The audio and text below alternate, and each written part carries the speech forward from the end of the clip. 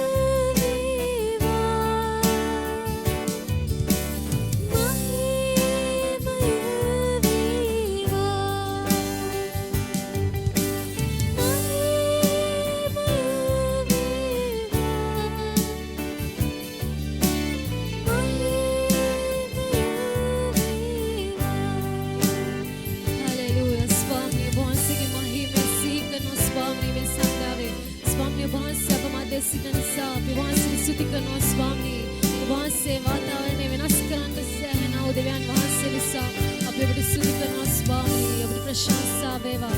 සියලු ගෞරවය මහිමය ඔබටයි ස්වාමීනි. ඔබ වහන්සේට නමස්කාර වේවා ස්වාමීනි. ඔබට ප්‍රශංසා වේවා. හලෙලූයා. ස්තුති වේවා ස්වාමීනි. ඔබ උතුම් ස්වාමීන් වහන්සේ. සියලු ගෞරවය මහිමය ඔබටයි ස්වාමීනි. ඔබ වහන්සේ මහෝත්තම දෙවියන් වහන්සේ නිසා අපි ඔබට ස්තුති කරනවා ස්වාමීන් වහන්සේ. හලෙලූයා. ඔබට ප්‍රශංසා වේවා ස්වාමීනි. ඔබට මහිමය වේවා ස්වාමීන් වහන්සේ. ප්‍රශංසා වේවා. හලෙලූයා. ප්‍රශංසා වේවා. නමස්කාර වේවා. ජීවමාන බලවන්ත දෙවියන් වහන්සේ. සියලු මහිමය ඔබ වහන්සේ. ප්‍රශංසාව අපි ඔබ වහන්සේට දෙනවා ස්වාමීනි. ඔබ මහෝත්තම දෙවියන් වහන්සේ. සර්ව බලධාරී දෙවියන් වහන්සේ. ඔබ අතිශුද්ධ දෙවියන් වහන්සේ. ඔබ සර්ව පරාක්‍රම දෙවියන් වහන්සේ. ඔබ එනේ උතුම් දෙවි කෙනෙක් නෑ ස්වාමීනි. ඔබට සමාන ක්‍රියා කරන කිසිවෙක් නෑ. ඔබ වහන්සේ මුළු විශ්වයේම දෙවියන් වහන්සේ. සියලු ජාතීන්ගේ දෙවියන් වහන්සේ. සියලු මනුෂ්‍ය වර්ගයන්ගේ දෙවියන් වහන්සේ. මුළු විශ්වයේම මෞම්කාර දෙවියන් වහන්සේ. අපි නමස්කාර කරනවා ඔබ වහන්සේව. අපි ඔබ වහන්සේට ස්තුතිවන්ත වෙනවා ස්වාමීනි. මේ රාත්‍රියේ අපි ඔබ වහන්සේගේ අනර්ගෝ බලවත් වූ නාමයට සියලුම ගෞරවය, සියලුම මහිමය, සියලුම ස්තුතිය, සියලුම ප්‍රශංසාව අපි ඔබටම භවනා පුද කරමි. අපි ඔබ නමස්කාර කරනවා. නමස්කාරයයි නමස්කාරය ලැබිය යුතු එකම සුද්ධ එවිදුන් ඔබයි. හාලෙලූයා. හාලෙලූයා. ස්තුති වේවා. ඔබට ප්‍රශංසා වේවා ස්වාමීනි. හාලෙලූයා. මහිමය වේවා දෙවියන් වහන්සේ. හාලෙලූයා. ස්තුති වේවා ව්‍යානනි. ඉතානර්ගෝ බලවත් දෙවියන් වහන්සේ අපි ඔබ වහන්සේට ස්තුතිවන්ත වෙනවා අද රාත්‍රී කාලය ගැන. ස්වාමිනී ඔබ වහන්සේ සමග මේ මොහොතේදී සම්බන්ධ වී සිටින සෙනගව අපි ඔබ වහන්සේට භාර කරනවා. ස්වාමිනී දැන් මේ වෙලාවේ ඕන් ඔබ වහන්සේගේ වචනය ලබා ගන්න යන මොහොතයි. අපි ආචාර කරනවා ඔබ වහන්සේගේ වචනය මේ ලෝකයේ තුල තියෙන හැම දෙයකටම වඩා ඊතා බලවන්තව, ඊතා තියුණුව, ඊතා ප්‍රබලව තිබෙන ඔබගේ වචනය. ඔබගේ වචනයයි අපේ මුළු ජීවිතේම ජයග්‍රහණය ස්වාමිනී. ඔබගේ වචනේ නැතුව අපිට කිසිම ජයග්‍රහණයක් නැහැ. ඔබ වහන්සේගේ අපිට ජය දෙන වචනය, අපිව සුවකරණේ වචනය, අපිව නැගිට්ටෝනේ වචනය දැන් මේ මොහොතේ අපි බාර කරනවා ස්වාමිනී. ඔබගේ වචනයට ඔබගේ සෙනගගේ හදවත් විවෘත වුණාද මේ මොහොතේදී. ඒ වචනය අසලා වචනේ ලබාගෙන ආශිර්වාදමත් ජීවිතයක් අත්විඳින්න ඔබ වහන්සේගේ සෙනගට ආශිර්වාද කළ මැනව. සිළුම ගෞරවයත් මහිමයත් අපි ඔබටම දීලා මේ කාලේ අපි ඔබ වහන්සේ ඉදිරියේ යටත් වී ඔබට බාර වෙන්නේ ඊතා උතුම් වූ අනර්ගෝ ජේසුස් ක්‍රිස්තුස් වහන්සේගේ නාමයෙන්. හොඳයි සෙනෙහවන්තය, මේ අවස්ථාව ඔබ අපිත් සමග සම්බන්ධ වී සිටීම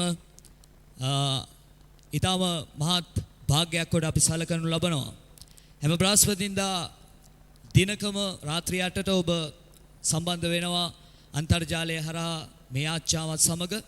අද දිනේත් ඔබගේ සහභාගී වීම ගැන අපි දෙවියන් වහන්සේට ප්‍රශංසා කරනවා.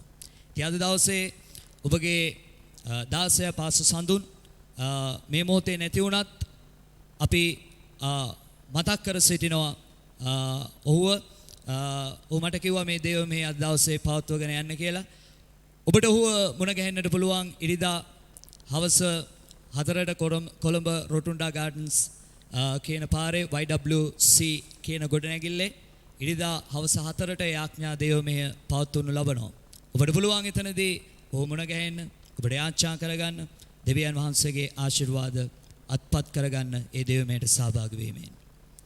හොඳයි සෙනෙහවන්තේ, දෙවියන් වහන්සේ අද මා තුළ තැබුවා එක පණිවිඩයක් ඔබට ලබා දෙන පිණිස. අද මේ යාච්ඡාව සමග එකතු වෙලා ඉන්න ඔබට මට දෙවියන් වහන්සේ කිව්වා මේ දේ ඔබට කතා කරන්න කියලා. අද මම ඔබට කතා කරන්න යන්නේ ඊටම වැදගත් දෙයක්. ඒ තමයි අදට වඩා හෙට ඔබ ආශිර්වාද ලබන්න යනවා. මොකද අද ඔබ ලබා ගන්න වචනය හෙට දවසේ ඔබ තවත් බලවත් කරන්න යනවා. අද මේ මොහොතේ ඔබ ලබා ගන්න වචනය හෙට දවසේ තවත් ඔබ ඉහළින් තියන්න යනවා. අද දවසේ දෙවියන් වහන්සේ මට දීපු පණිවිඩය තමයි සෙනෙහවන්තය අපිට උන්වහන්සේ දෙස බලන්න පැති හතරකින්. පැති හතරක් තුලින් දෙවියන් වහන්සේ දෙස බලන්න කියන කාරණාව සම්බන්ධව විනාඩි කිහිපයක් ඔබට මම කතා කරන්න යනවා. ඒ නිසා ඔබට පුළුවන් මේ අවස්ථාවේදී දෙවියන් වහන්සේගේ වචනයට හදවත විවෘත කරන්න. ඔබට යම් සටහනක් ගන්න ඔබට පුළුවන් පොතක ලියා ගන්න. සමහර දේවල් ඔබට අමතක වෙන්න පුළුවන්. මොකද මේ වචන ඔබ නැගිටවන්න යනවා. ඔබට විශාල ආශිර්වාදයක් එකතු කරන්නට යනවා. අපි කියවමු ගීතාවලිය පොතේ 77 වෙනි පරිච්ඡේදයේ දෙවියන් වහන්සේ දෙස බලන පැති හතරක් සම්බන්ධව උන්වහන්සේ මට ඉගැන්වුවා. මම බයිබලයේ කියවන අවස්ථාවේදී මට පුද්ගලිකව උන්වහන්සේ මේ පැති හතර ගැන මට උන්වහන්සේ ඉගැන්වුවා. මේ පැති හතර මාව නැගිටෙව්වා. මම දන්නවා මේ පැති හතර ඔබගේ ජීවිතයත් දෙවියන් වහන්සේ නැගිටවීමක් බවට පත් කරන්නට යනවා. ගීතාවලිය පොතේ 77 වෙනි පරිච්ඡේදයේ පළවෙනි පදේ සහ දෙවෙනි පදේ ඒකේ සඳහන් වෙනවා මාගේ හඬින් දෙවියන් වහන්සේට එසේය මාගේ හඬින් දෙවියන් වහන්සේට මොරගසන්නෙමි. උන්වහන්සේ මට කන් දෙනසේක දුක් ඇති දවසේදී ස්වාමින් සෙවීමි. රාත්‍රියේදී මගේ අත නොනැවති දිගු කර තිබුණේය.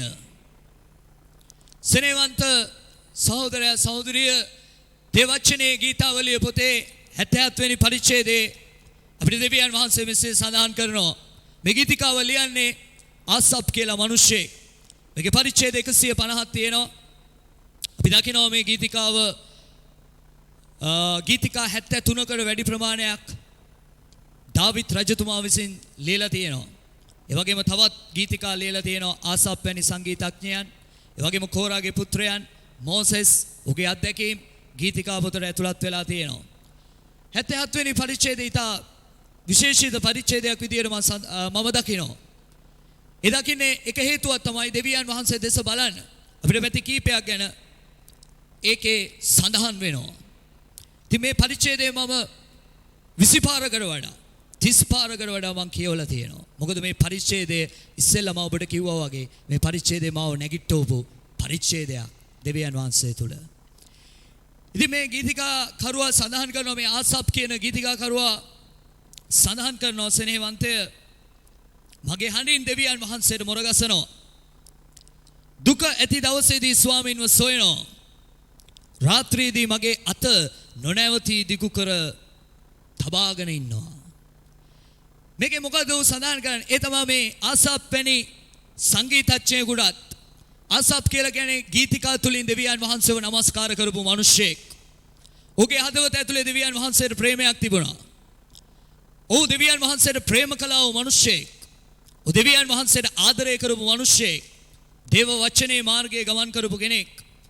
හැබැයි ඔහුගේ ජීවිතේට දුක තියෙන දවස් වලට මුහුණ දෙන්න උට සිද්ධ වුණා. අපි මේ පොළොවේ ජීවිතේ ගත කරද්දී සෙනෙහවන්තය අපේ ජීවිතේ ප්‍රීතිමත්ව යන ස්ථාන තියෙනවා මේ පොළොවේ ජීවිතේ. අපි සතුටින් කාලය ගත කරන ස්ථාන තියෙනවා මේ පොළොවේ ජීවිතේ. හැබැයි අපි වේදනාත්මක අවස්ථාවන් වලට මුහුණ දෙන අවස්ථාවලුත් මේ පොළොවේ ජීවිතේ තියෙනවා. පෞල්තුමා කියනවා නිතරම ප්‍රීතිමත් වෙන්න කියලා. අපිට අපිව විසින් ධෛර්යමත් කරගන්න ඕනේ සෙනෙහවන් සහෝදරය සහෝදරිය නිතරම ප්‍රීතිමත්ව තබා ගන්න. නමුත් අපේ ජීවිතේ වේදනාවට ලක් වෙන්න පුළුවන්. අපහසුතාවයන් වලට අපි ලක් වෙන්න පුළුවන්. අමාරු අත්දැකීම් වලට අපි මුහුණ දෙන්න පුළුවන්.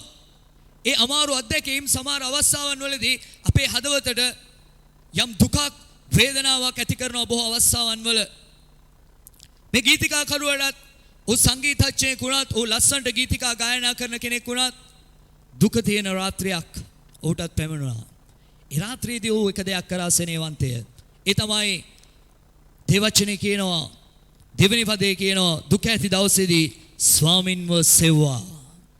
නොනවත්වා රාත්‍රියේදී නොනැවති අත දිගු කරගෙන සිටියා.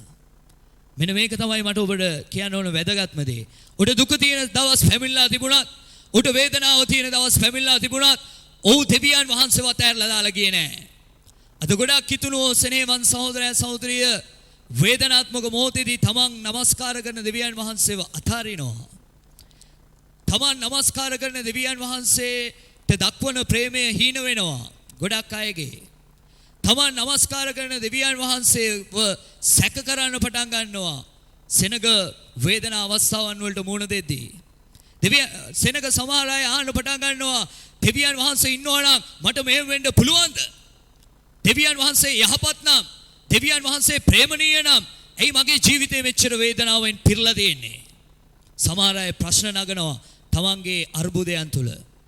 දෙවියන් වහන්සේ යහපත් දෙවි කෙනෙක් නම්, දෙවියන් වහන්සේ හැමෝටම ප්‍රේම කරනවා නම්, මම උන්වහන්සේට ආදරේ නම් මගේ ජීවිතේ පුළුවන් ද මෙච්චර වේදනාත්මක ස්ථානවල යන්න? සමහර අය අහනවා. ඔබ දන්නවද සමහර අය මෙවැනි ප්‍රශ්න නගමින් තමන්ගේ කිතුණු ජීවිතේ අතහැරලා යනවා. නමුත් සෙනෙහවන් සහෝදරය සහෝදරිය අපිට තියෙනවා එක පැත්තක් බලන්න. පළවෙනි පැත්ත ඒ තමයි මේ ගීතිකා කරුවාගේ ජීවිතේට දුක වේදනාව තියෙන දවස් පැමිණුණත් ඔහු දෙවියන් වහන්සේව අතහැරියේ නැහැ. ඔහු දෙවියන් වහන්සේව දාලා ගියේ නැහැ. ඔහු දෙවියන් වහන්සේට දොස් කිව්වේ නැහැ. ඔහු දෙවියන් වහන්සේට විරුද්ධව තීරණ ගත්තේ නැහැ. ඔහු එක දෙයක් කරා. ඒ තමයි ඔහුගේ අත් දෙවියන් වහන්සේ වෙතට ඔසවලා රැයක් මුළුල්ලෙම යාච්ඡාවේ කාලයකට යොමු වුණා. ඔබ දෙවියන් වහන්සේ තුල බලන්න ඕන පළවෙනි පැත්ත තමයි යාච්ඡාව. සෙනෙහවන් සහෝදරය සහෝදරිය යාච්ඡාව ඔබගේ ජීවිතයේ සියල්ල වෙනස් කරන්න යනවා. යාච්ඡාව හරියට ඔබ ගන්න හුස්ම වගේ ඔබගේ කිතුණු ජීවිතය ඇතුලේ. ඔබට හුස්ම නැත්තම් ඔබ මලකඳක්. ඔබ දන්නවද ඔබ යාච්ඡාව නැත්තම් සෙනෙහවන් සහෝදරය සහෝදරිය ඔබගේ ප්‍රශ්නයේදී ඔබ පරාජයටපත් වෙන්න පුළුවන්. ඔබ යාච්ඡා කරොත් දෙවියන් වහන්සේගේ බලය ඔබ ඉන්න තැනට එන්න යනවා. සෙනෙහවන් සහෝදරය සහෝදරිය මම ඔබට ඉස්සෙල්ලා කිව්වා යාච්ඡාව අපේ හුස්ම. අපි ගන්න හුස්ම වගේ. අපි හුස්ම ගන්නේ ඉඳලා හිටලා නෙමෙයි. අපි හුස්ම ගන්නේ සතියකට පාරක් නෙමෙයි. අපි හුස්ම ගන්නේ අවුරුද්දකට පාරක් නෙමෙයි. අපි හුස්ම නොකඩවා ගන්නවා. ඒක නිරතුරුව ලබා ගන්නවා. ඔබ දන්නවද ඔබ යාච්ඡාවත් නොකඩවා කරන්න ඕන එකක්. ඒක නිරතුරුව කරන්න ඕන දෙයක්. ඔබේ පැත්ත බලනවා නම් දෙවියන් වහන්සේ ලෑස්ති මේ සැන්දෑවේ උන්වහන්සේගේ බලය ඔබගේ ජීවිතය හරහා ගමන් කරවන්න. සෙනෙහවන් සහෝදරය සහෝදරිය නිරතුරුව යාච්ඡා කාලයකට යොමු වෙන්න. ඒ වගේම නොකඩවා යාච්ඡා කාලයකට යොමු වෙන්න. අධෛර්යය ඉවත් කරන්න. අද ගොඩක් හිතුණුවන්ගේ ජීවිතවල මම දකින එක දෙයක් තියෙනවා. ඒ තමයි තමන් වේදනාත්මක අවස්ථාවකට මුහුණ දීලා තියෙද්දී, තමන් ප්‍රශ්නයක් මැද්දේ ගමන් කරද්දී, තමන්ව පසුබට වීමේ ආත්මයක් විසින් තමන්ව වෙනමම පැත්තකට අදින්න උත්සාහ කරනවා. ගීතිකා ගායනා කරපු කෙනා ගීතිකා කියන්නේ නැහැ. දෙවියන් වහන්සේ ගැන සාක්ෂි දරපු කෙනා සාක්ෂි දරන්නේ නැහැ. ඒ වගේම බයිබලේ පෙරලලා බයිබලේ කියපු කෙනා බයිබලේ කියවන්නේ නැතුව ඉන්නවා. ඔබ දන්නවද පසුබට වීමේ ආත්මයක් අපේ දුකත් එක්කම ඇතුල් වෙන්න උත්සාහ කරනවා අපේ ජීවිතේට. ඔබ දන්නවද පසුබට වීමේ ආත්මය ඔබ කොහෙටද ගෙනියන්නේ? ඒක දෙවියන් වහන්සේගේ බලය දකින ස්ථානයකට ඔබ ගෙනියන්නේ නැහැ. පසුබට වීමේ ආත්මය ඔබ ගෙනියන්නේ නැහැ දෙවියන් වහන්සේගේ ක්‍රියාව දකින ස්ථානයකට. ඔබ තුල තියෙන පසුබට වීමේ ආත්මය ඔබ ගෙනියනවා විශාල පරාජයකට, විශාල විනාශයකට. ඉස්රායල් සෙනග පසුබට වීමේ ආත්මයකින් ඔවුන් ගමන් කරා. ඔවුන් දෙවියන් වහන්සේට විරුද්ධව කතා කරා. ඔවුන්ගේ හදවත ඇතුලේ ස්වාමීන් වහන්සේ ගැන තෘප්තියක් තිබුණේ නැහැ. ඔවුන්ගේ අධෛර්යය ගෝත්‍ර 12ක් කාන්තාරයේදී පරාජය වුණා. සෙනෙහවන් සහෝදරය සහෝදරිය නමුත් මම ඔබට කියන්න කැමතියි මේ අලංකාර සැන්දෑවේ යම් පසුබට වීමේ ආත්මයක් මේ මොහොතේ ඔබගේ හදවතට ඇතුල් වෙලා තියෙනවද? යම් පසුබට වීමේ ආත්මයකින් ඔබ ගමන් කරමින් සිටිනවද? ඒ ආත්මය ඔබ තුලින් නිරපන්න. ඒ ආත්මය ඔබ තුලින් ඉවත් කරන්න. ඒ වෙනුවට ඔබගේ දෑත් ඔසවලා ඔබට හාස්කම් කරන දෙවියන් වහන්සේට හඬ නගලා යාච්ඡාවේ කාලයකට යොමු වෙන්න. මේක තමයි ඔබ බලන්න ඕන පළවෙනි පැත්ත. ඔබ යාච්ඡා කරනවා නම් දෙවියන් වහන්සේට තියෙනවා උත්තර ගොඩක් දෙන්න ඔබගේ ජීවිතේට. ඔබ යාච්ඡා කරනවා නම් එක්තරා දෙවියන් වහන්සේගේ මිනිස්සෙක් කිව්වා උන්වහන්සේට තියෙනවා උත්තර දෙන්න මූදු වෙරළේ වැලි වලටත් වඩා වැඩි. අපි මූදු වෙරළට ගියාම වැලි දකින්න ගණන් කරන්නත් බෑ. අපි උඩ අහස බැලුවාම අහසේ අපිට තාරකා පේනවා. අපිට ගණන් කරලා ඉවර කරන්න බෑ. මේ වගේ උත්තර සංඛ්‍යාවක් තියෙනවා දෙවියන් වහන්සේට දෙන්න ඔබගේ ජීවිතේට. ඒ නිසා යාච්ඡාවේ කාලය ඔබගේ ජීවිතේ ඔබ විඳින වේදනාව ඒ වගේම ඔබ මුණ දීලා තියෙන අපහසුතාවය වෙනස් කරන්නට යනවා. ඔබ යාච්ඡාවේ කාලය ගද්දි. මේ ගීතිකා කරුවා දුක තියෙන දවසේ එක දෙයක් කරා. ඒ තමයි යාච්ඡාවේ පැත්ත බැලුවා. දෙවෙනි දේ 11 වෙනි පදේ මෙන්න ඔබ බලන්න ඕන දෙවියන් වහන්සේ දෙස බලන්න ඕන දෙවෙනි පැත්ත. 11 වෙනි පදේ කියනවා ස්වාමින් වහන්සේගේ ක්‍රියා සඳහන් කරන්නෙමි. මක්නිසාද ඔබගේ පුරාණ ආශ්චර්යයන් සිහි කරන්නෙමි. මේ 11 වෙනි පදේ හරි වැදගත්. බලන්න ඌ මුලින්ම යාච්ඡාවකට යොමු වෙනවා.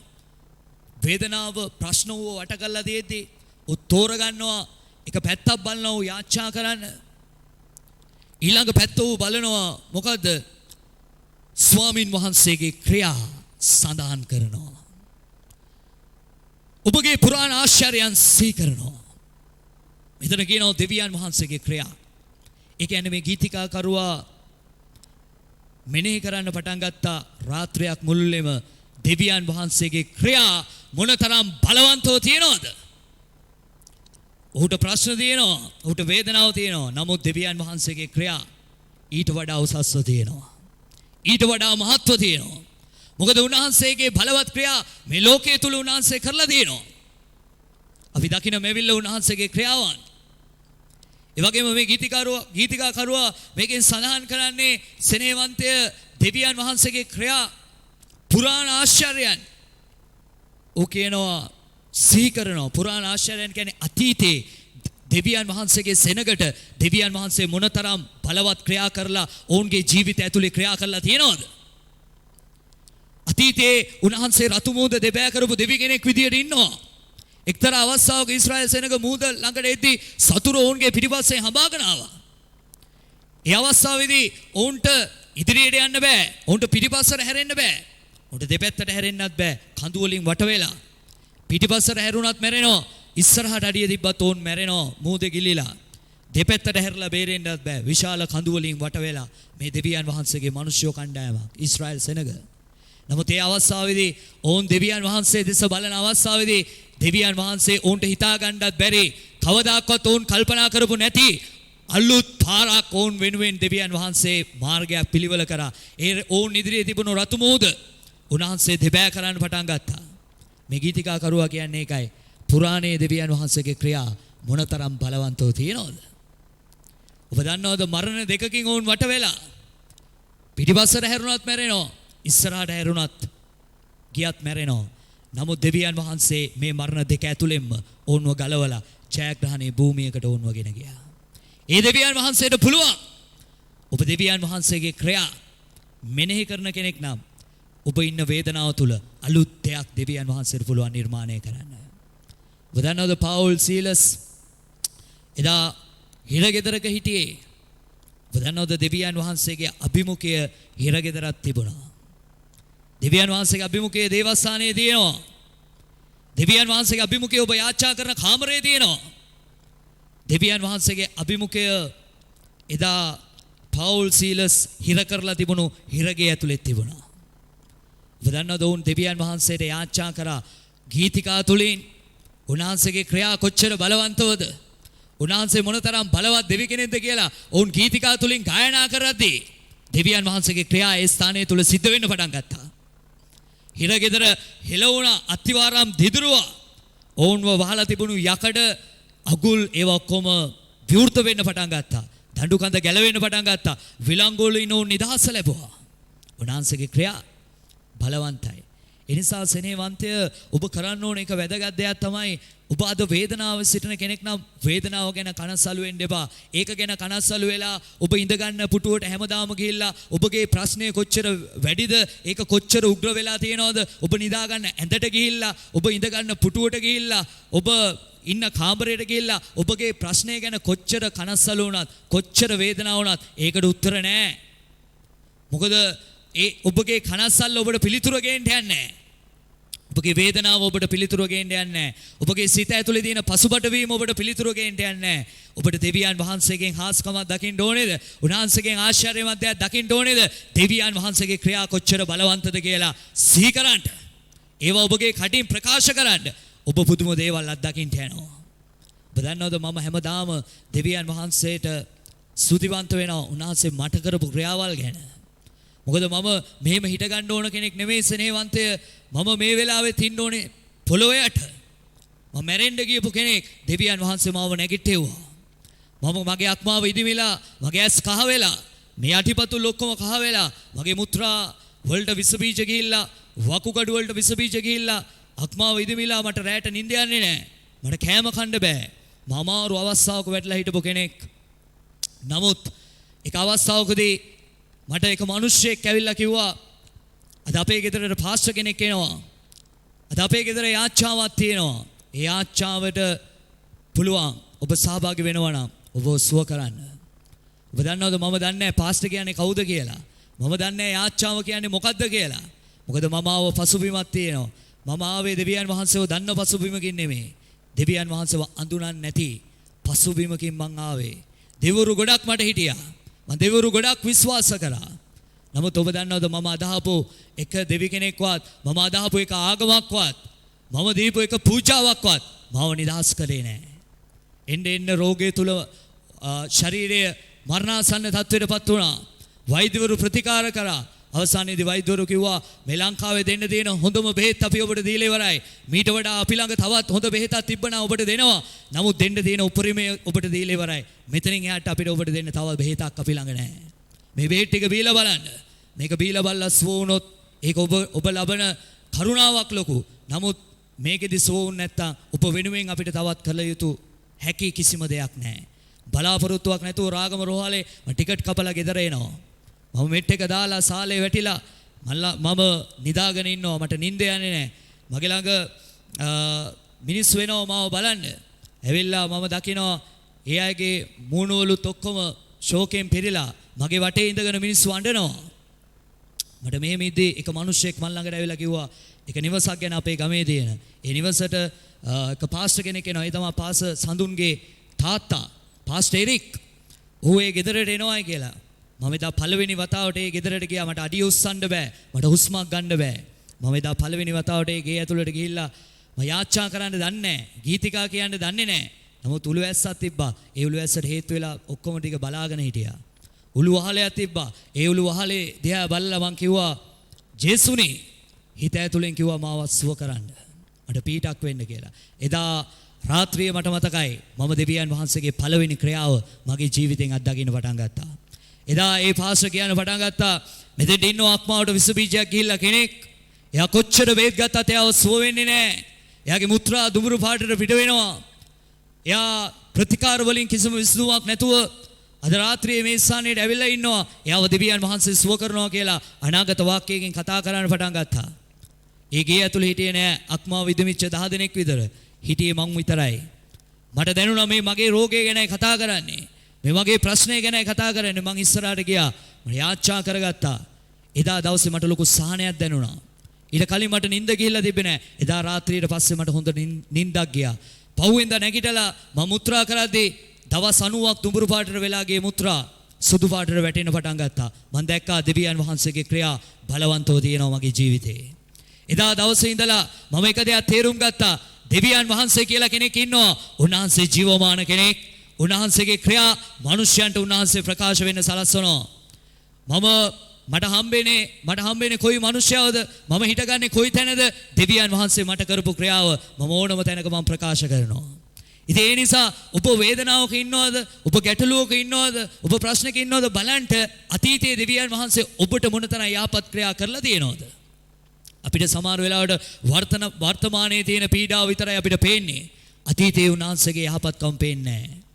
යක්ෂයව වහන්න උත්සාහ කරනවා. ඔබගේ මුඛේ සාක්ෂිය වහන්න උත්සාහ කරනවා. ඒ අධෛර්යය ඔබ තුළට ඇතුල් කරන්න උත්සාහ කරනවා. නමුත් සෙනෙහවන් සහෝදරයා සහෝදරිය ඔබ දෙවියන් වහන්සේගේ ක්‍රියා ඔබගේ ප්‍රශ්නය තුළ ප්‍රකාශ කරන්න පටන් ගද්දී ඔබ දකින්න යනවා දෙවියන් වහන්සේ ඔබට අලුත් මාර්ගයක් විවෘත කරනවා. අලුත් දෙයක් උන්වහන්සේ ඔබගේ ජීවිතය හරහා ගමන් කරන්න සලස්වනවා. ඔබ අත්දකින්න යනවා. පළවෙනි පැත්ත ඔබ යාඥාවට හැරෙන්න ඕනේ. දෙවෙනි පැත්ත උන්වහන්සේගේ ක්‍රියා ඔබටත් අතීතයේත් මොනතරම් බලවන්තව තියනවද කියලා ඔබ මෙනෙහි කරන්න ඕනේ. තුන්වෙනි දේ.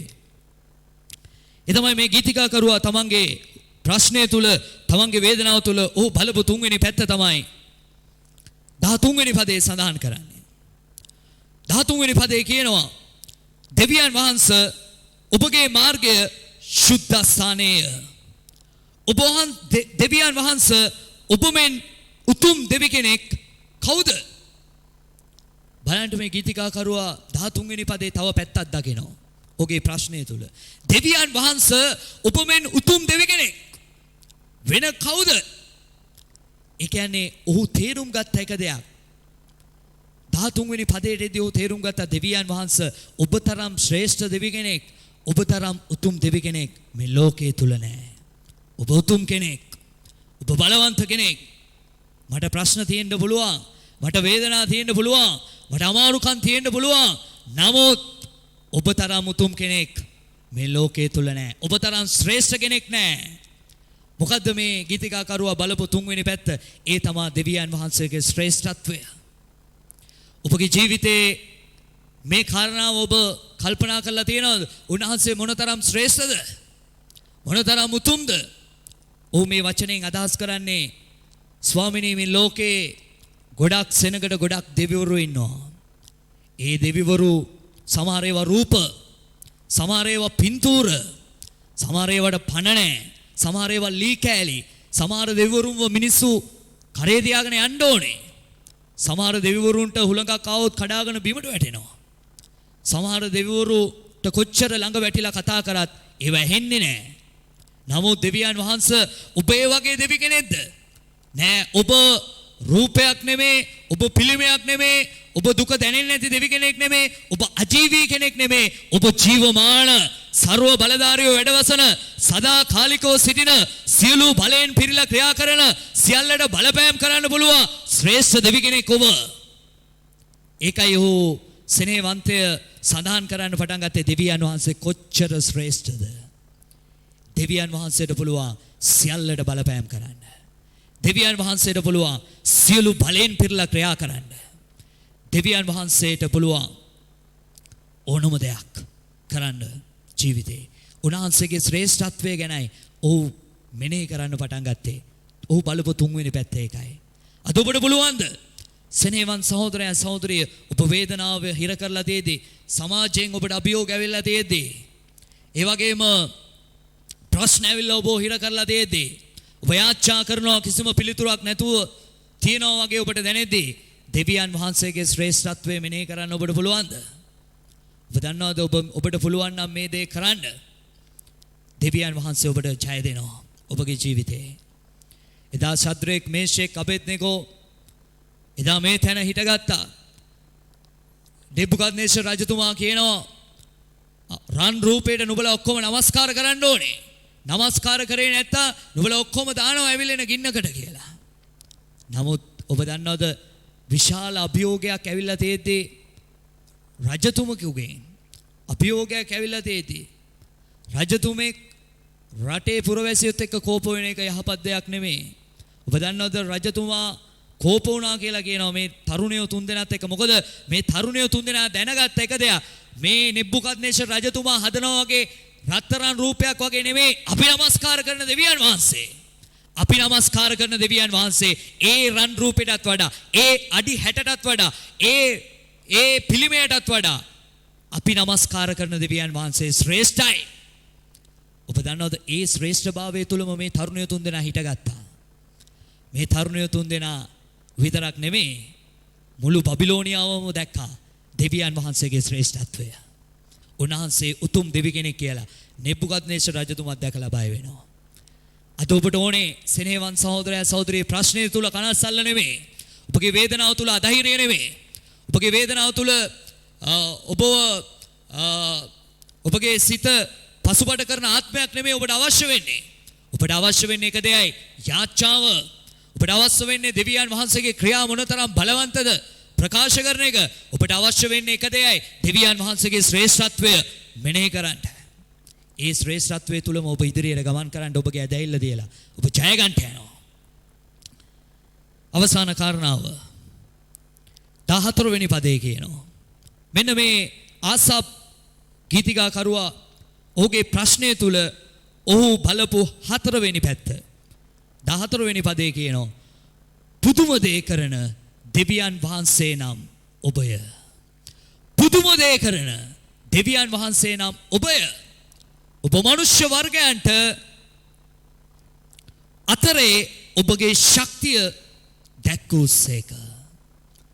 ඔබ දැක්කද මේ වචනේ කියනවා මේ ආසාප් ගීතිකා කරුවා කියනවා ඔබ පුදුම දේ කරන දෙවියන් වහන්සේ. ඔබ මනුෂ්‍ය වර්ගයන්ට පෙන්නනවා එක දෙයක්. ඒ තමයි ඔබගේ ශක්තිය. දෙවියන් වහන්සේ මට පෙන්වුවා මාව සුව කරලා හැම රෝහලක්ම මාව අතෑරලා වෛද්‍යවරු ටිකට් කපලා මාව ගෙදර එවලා ඒ වගේම මගේ ඉස්සර මම දේවාලවල ඒ වගේම කට්ටඬින් ගෙන් යැපිච්ච මිනිහෙක් දන්නවද කට්ටඬි ඇවිල්ලා මගේ ගෙදර මගේ මෙට්ට කෑල්ල ළඟ ඉඳගෙන මතුරු මට තෙල් දාලා තියෙනවා මගේ ඔළුවට මම නැගිටවන්න දන්නවද කිසිම තෙල් වලටවත් කිසිම මැතිරිල්ලකටවත් මව නැගිටවන්න බැරි වුණා. ඔබ දන්නවද මං ආස කරන පදයක් මේ 77 14 වෙනි පදේ. ඒ තමයි ඔබ පුදුම දේ කරන දෙවි කෙනෙක්. ඔබ මනුෂ්‍ය වර්ගයන්ට ඔබගේ ශක්තිය පෙන්නනවා. ඔබ දන්නවද දෙවියන් වහන්සේ උන්වහන්සේගේ බලය පෙන්වන්නේ අපිට සුනාමියක් එවලා නෙවෙයි. සමහර අය කියනවා මිනිස්සු වැඩි කරන හින්දා දෙවියන් වහන්සේ සුනාමිය වෙනවා. කඳු කඩාගෙන වැටෙන සලස්වනවා. සෙනෙහවන් සහෝදරයා සහෝදරිය කන්දක් කඩාගෙන වැටෙන සලස්වලා මිනිස්සෙක්ව මැරෙන්න සලස්වලා දෙවියන් වහන්සේ පෙන්වන්නේ නැහැ මම බලවන්ත දෙවි කෙනෙක් කියලා. සුනාමියක් එවලා ඒකෙන් අහිංසක මිනිස්සුව මැරෙන්න සලස්වලා උන්වහන්සේ පෙන්වන්නේ නැහැ මම පුදුම දේ කරන දෙවි කෙනෙක් කියලා. උන්වහන්සේ පුදුම දේ කරන දෙවි කෙනෙක් කියලා පෙන්වන්නේ එක දෙයකින්. ඒ තමයි සමාජයේ කොන් වෙච්ච මිනිස්සුયો කිසිම උපකාරයක් නැතුව ඉන්න මිනිසයන්ට රෝගේ නිසා විනාශ වෙච්ච මිනිසයන්ට පාපේ නිසා විනාශ වෙච්ච මිනිසයන්ට ඒ වගේම ණය ප්‍රශ්න නිසා ජීවිතේ නැති කරගන්න යන මිනිසයන්ට ජීවිතේම අවුල් ජාලාවක් වෙච්ච මිනිසයන්ට පරාජිත වෙච්ච මිනිසයන්ට උන්වහන්සේ හුස්ම දීලා උන්වහන්සේ බලය දීලා උන්වහන්සේ උන්ට ප්‍රේම කරලා ඔවුන් තුලට උන්වහන්සේගේ ශක්තිය ඇතුල් කරලා උන්වහන්සේ ඔවුන්ව නැගිට්ටෝලා පෙන්නනවා මම මනුෂ්‍ය වර්ගයන්ට ශක්තිය දෙනවා. හලෙලුයා. එවැනි ශක්තියක් දෙවියන් වහන්සේ මටත් දුන්නා. මම දෙවියන් වහන්සේව අඳුරන්නේ නැති පසුබිමක ඉඳලා දෙවියන් වහන්සේ මට ශක්තියක් දීලා මාව නැගිට්ටෙව්වා. ඔබ දන්නවද මම හැමදාම මේ කාරණා 4 ගැන මම බලනවා. ඒ තමයි පළවෙනි දේ මම යාච්ඡාව කවදාකවත් අතාරින්නේ නැහැ. මට මොන ප්‍රශ්න තිබ්බත් මට මොන අමාරුකම් තිබ්බත් දෙවියන් වහන්සේට මම යාච්ඡාව සලකන්නේ හරියට මගේ හුස්ම ගන්නවා වගේ. මම දන්නවා හුස්ම නැත්තම් මම මැරෙනවා. ඒ තමයි යාච්ඡාව නැත්තම් මට ජීවත් වෙන්න බෑ. ඔබ දන්නවද යාච්ඡාවේ පැත්ත මම බලද්දී මම දකිනවා දෙවියන් වහන්සේ හැමදාම මට අලුත් දේවල් උන්වහන්සේ කරනවා. මට උන්වහන්සේ මඟ පෙන්වනවා. මම ඉදිරියේ කොච්චර අභියෝග තිබ්බත් දෙවියන් වහන්සේ ඒ අභියෝග මා ඉදිරියේම පරාජය වෙන සලස්වලා මාව ඉස්සරහට ගෙනියනවා මම දකිනවා. මම දෙවෙනි දේ දකිනවා මම හැමදාම මේ පැත්ත මම අල්ල ගන්නවා. ඒ තමයි දෙවියන් වහන්සේගේ ක්‍රියා මට හම්බෙන මනුෂ්‍යයන්ට මම ප්‍රකාශ කරනවා. උන්වහන්සේ මට අතීතයේදී මොනතරම් යහපත්ද බයිබලයේ අතීතයේ මිනිස්සුන්ගේ ජීවිතවල උන්වහන්සේ මොනතරම් දේවල් කරලා තියෙනවද ඒවා මම ප්‍රකාශ කරනවා. මම තව පැත්තක් බලනවා. ඒ තමයි උන්වහන්සේගේ ශ්‍රේෂ්ඨත්වය. උන්වහන්සේ මොනතරම් ශ්‍රේෂ්ඨ දෙවි කෙනෙක්ද? අනිත් දෙවිවරු වගේ දෙවි කෙනෙක් නෙමේ දෙවියන් වහන්සේ. උන්වහන්සේ ලෝකයේ මැව්ව මැවුම්කාර සදාකාලිකව වැඩ වාසය කරන ජීවමාන දෙවියන් වහන්සේ වෙ ඉන්නවා. උන්වහන්සේ සදාකාලිකයි. උන්වහන්සේ සදාකාලයටම පවතිනවා. උන්වහන්සේට ආරම්භයක් නැහැ, අවසානයක් නැහැ. උන්වහන්සේ ශ්‍රේෂ්ඨයි. උන්වහන්සේගේ ශ්‍රේෂ්ඨ පැත්ත මම හැම දවසකම දකිනවා. මම බලන තව පැත්තක් තමයි උන්වහන්සේගේ ශක්තිය මිනිසයන්ට දෙනවා. සෙනෙහවන් සහෝදරයා සහෝදරිය මේ පැති අතර දෙස ඔබ බලන්න ලෑස්ති නම් ඔබගේ කිතුණු ජීවිතේ කවදාකවත් ඔබට වැටීමක් වෙන්නේ නැහැ. ඔබ ඉහළින් ජීවත් වෙන්න යනවා. ඔබ නැගිටින්න යනවා. ඔබට මොන ප්‍රශ්න තිබුණත් ඔබ දකින්න යනවා. දෙවියන් වහන්සේගේ ਸਰව බලධාරී බලය ඔබගේ ජීවිතය තුල ක්‍රියා කරනවා. අපි යාචනා කරමු මේ මොහොතේ දෙවියන් වහන්සේගේ අභියස. හාලෙලූයා. ප්‍රශංසා වේවා, මහිමය වේවා. අපි දැත්වසොල දෙවියන් වහන්සේට ස්තුති කරමු. නමස්කාර වේවා ජීවමාන දෙවියන් වහන්සේ. ඔබ යහපත් ස්වාමිනේ. ඔබ උතුම් වූ දෙවියන් වහන්සේ. අපි කියමු ස්වාමිනේ ඔබ ඉතා ශ්‍රේෂ්ඨයි. ඔබ වහන්සේ උතුම් වූ දෙවියන් වහන්සේ. ඔබ වහන්සේ සර්ව බලධාරී දෙවියන් වහන්සේ. ඔබට යාචනා කරන සෙනගට ඔබ ලං වෙලා සිටින දෙවියන් වහන්සේ. අපි ගායනා කරමු ගීතිකාවක් මේ මොහොතේ. අතහමිනාවේ මම ලැජ්ජාවන්නේ නැහැ. ඔබගේ ප්‍රේමයේ කිසිදා මාත් හැරියේ නැහැ. ස්තුති වේවා ස්වාමිනේ. ප්‍රශංසා වේවා.